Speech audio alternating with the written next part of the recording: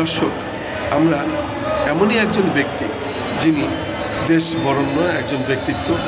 উনি রাজনীতিবিদ, উনি মানবাধিকার ব্যক্তিত্ব এবং দেশের সার্বিক বিষয়টি উনি নখদর্পণে রাখেন। তাকে আমরা আজকে প্রশ্ন করছি জাতীয় প্রেস ক্লাবের মধ্যে।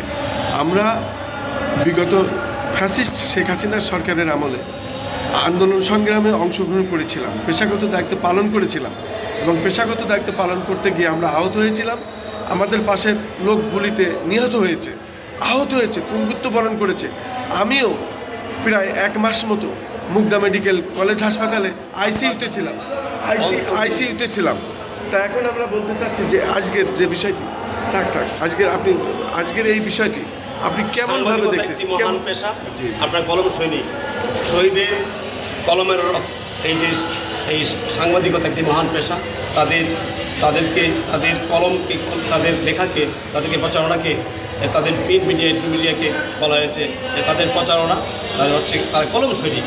এরা যারা সংবাদ প্রচার করতে গিয়ে আহত হয়েছে, তারা নিহত হয়েছে, তারা শহীদের মর্যাদা এবং সাংবাদিকতাকে সেদিন একটা বিশেষ আইন তৈরি করে মুক্ত বা স্বাধীনতাকে কেড়ে নিয়ে তারা ঠিকভাবে অনেক হলুদ সাংবাদিক আছে, এখনও আছে যারা ফেসিবাসী দূষক, এখনও আছে। উনি চলে গেছে ঠিকই, কিন্তু ওনার কিন্তু এই যে কি বলে দোসররা রয়ে গেছে। তারা সুযোগ পেলে আবার মাথা দিয়ে উঠবে এবং দেশটাকে একবারে কারবালার মতো বানিয়ে দিবে।